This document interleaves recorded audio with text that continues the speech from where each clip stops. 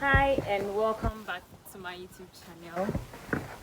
It's been a while since I've been on here. I was supposed to bring out a lot of videos, a lot of teachings, but it has not been possible due to time and some other factors. But I'm here today and I'm pretty much excited because today we are finally putting up a structure for our pit. And our structure is a 10-room structure. We have 5 on this side and then 5 on the other side. So all the rooms are 7 by 10 feet up until the fourth one, and then we have the very last one being 10 by 10 feet. So the last 2 rooms are much bigger than the others, and those 2 rooms are specially made for our boys that will be crossing the females due to their size and the fact that we want them to have enough space to grow well. We have one boy here right now that is very huge, so making these rooms that big will help them to feel free and then grow well. So this room, the very first room or the first 2 rooms, you're going to use them for feed and then for medicine storage, so that at every point in time the feed that we're going to give to our pigs will be right here, and then we'll make a cabinet or something or a shelf that will keep their medicines as well. So that's what is going to happen here, and then this will be our corridor area, which is about 4 feet. So currently we are still on the construction. We've had our poles fitted, we've done our foundation, our concrete work, and then we are laying our blocks. So that's how far we've come. We started by making our blocks. Currently we use about 37 bags of cement.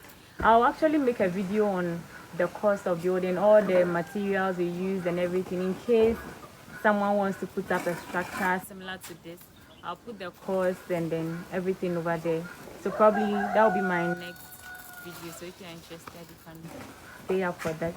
So from the block work, the person who did the block work is the same person that went ahead to do the foundation and then in the block laying.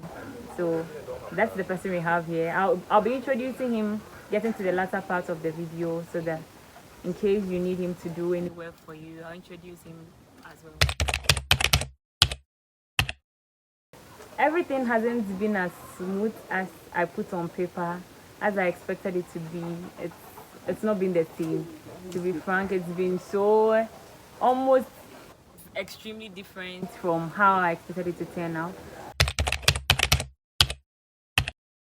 When we got here, I'm actually setting this up on my father's farm, so he had already taken out an area where we are going to put up the structure, and then I came to look at it.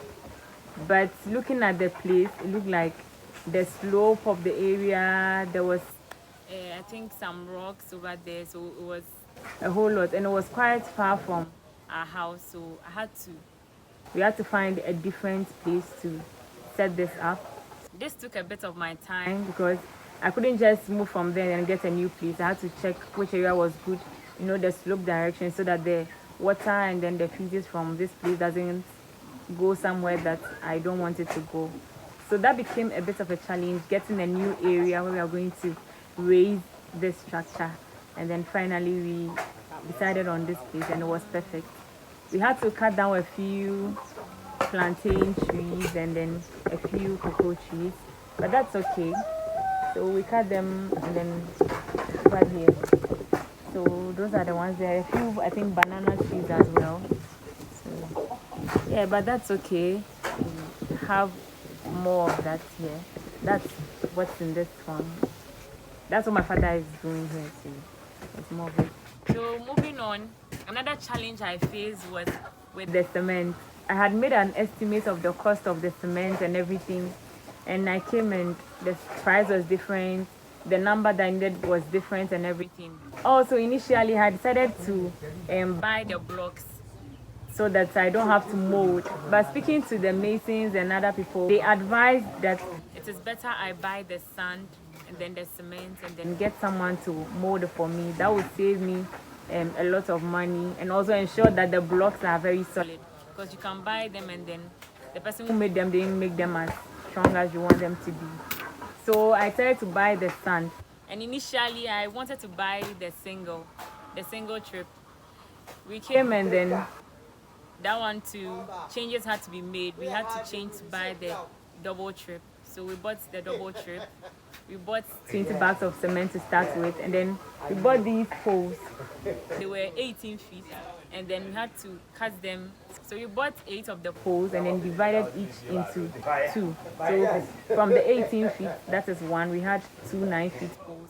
And that's what we've used over here, as you can see. So after I decided to mold the blocks on my own, I decided to just go and buy sand and then cement. Then I was advised by the masons that there's a type of sand called the all-weather. I didn't know about types of sand used in building, but then I was told about this type of sand. That will save me cost, since I can use that one to make the blocks. And later use the remainder for block laying and then for plastering as well. And also for casting and then almost everything that I'll need sand for. So I bought that type of sand and that's what I've used. And then made my blocks, and then the remainder is what we are using in raising the structure. And also with the sand, the transportation. The village is quite far from town. And then coming here, I think the road leading from town to one of the villages is a little okay. It's okay. But then when you take the branching coming to this place, the road is very bad. There are several farms on the way that have even made the road quite small. So the truck bringing the sand had difficulties on its way, and the driver wanted to even charge me more than we had already spoken about. That maybe let's say you take 1 cedi, now he says you take 1 cedi 20%. The road is that bad. But then he was able to bring it, and then everything was done. So every kind of transportation that I did cost me a lot, because this place, coming here, is not easy. So when the drivers come, they just want to take a lot of money from you to compensate for the fact that they've used their cars on. That is bad. So another challenge that I had was with water. The source of water is in the next village, and that's about say 20 minutes walk in and out. So imagine the number of times you'd have to go with the gallons before you're able to get about say 5 barrels filled. So lucky enough, we got this motor and then we used it to get the water. And it's the dry season, so we have wells around, but they were kind of not having a lot of water in it. But we still fetched some, and then later went to fetch some elsewhere. So we used this motor to fetch some of the water, and then later we also got those cars, those motokin or abuboya. We got that one too, and then we used it to get some of the water, and that's how we were able to get water for this project. So there's no water close to us, or like where my father's farmers were, the villages. So yeah, that is that. We're looking at what we'll do about the water situation over there, because we know our pigs will also need a lot of water. We always have to go and fetch water and then bring it to them. So we're looking at the water situation in this place as well. So from what I've seen so far, I would advise that if you want to make any building or anything, seek expert advice. No matter what it is, in any field, anything that you want to do, just look for experts, talk to them, let them advise you, because the shock that you receive if you don't go to experts, I was shocked. I was shocked. I'm still in shock, but here we are still working, we are raising the building. I'm very excited. I don't know if you can tell, but I'm very excited. I've been here for about almost 2 weeks now. I came here on, was it 28?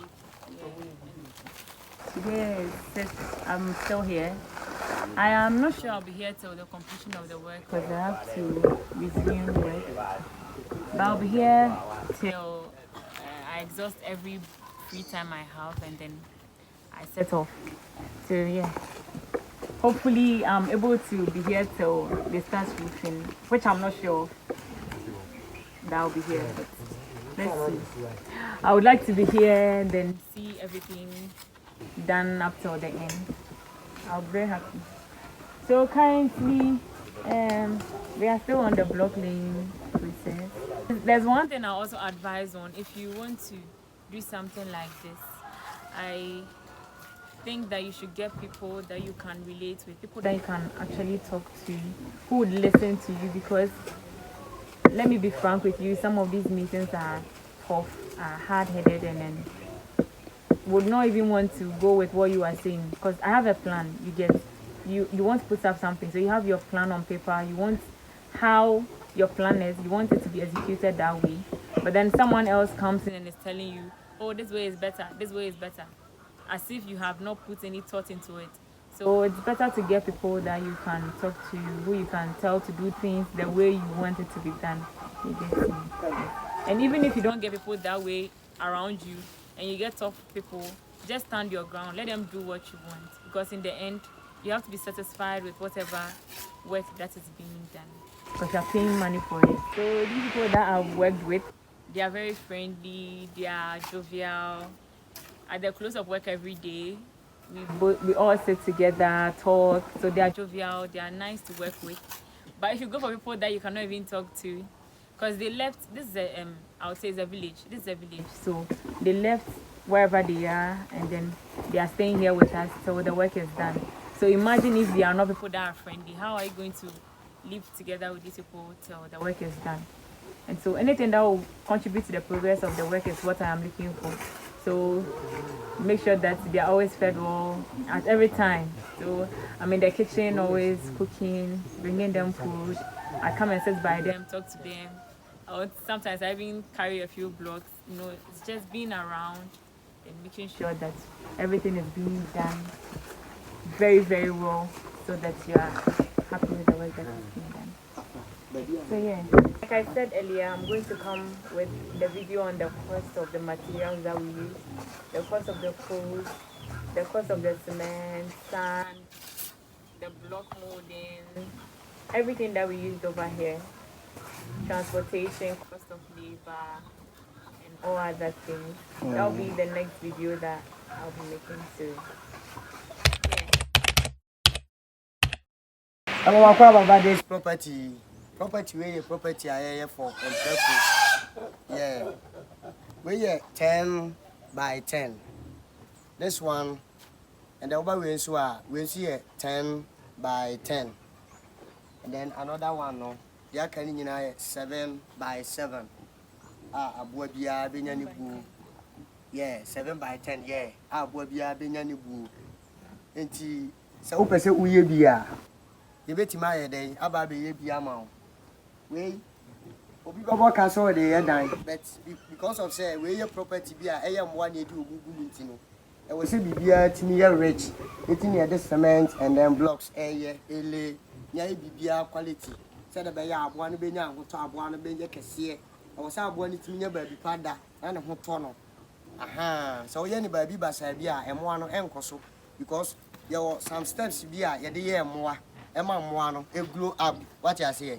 It is a one year, sir. I want to my basadi. So we here be a engineer and I'm met my BBM and then property and I new rounds on our day.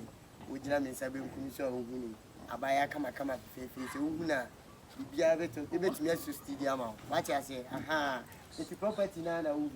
We quite a name we I shall say. If we are going to cash it. And I want to say.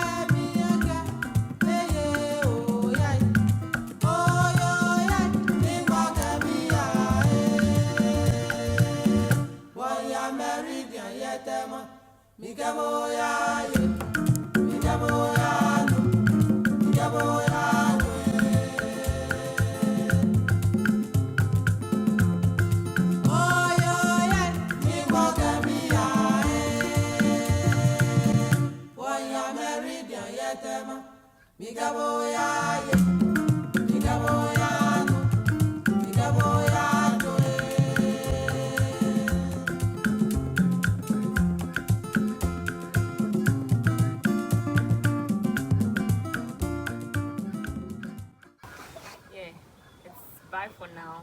I'll see you in the next video. Bye bye.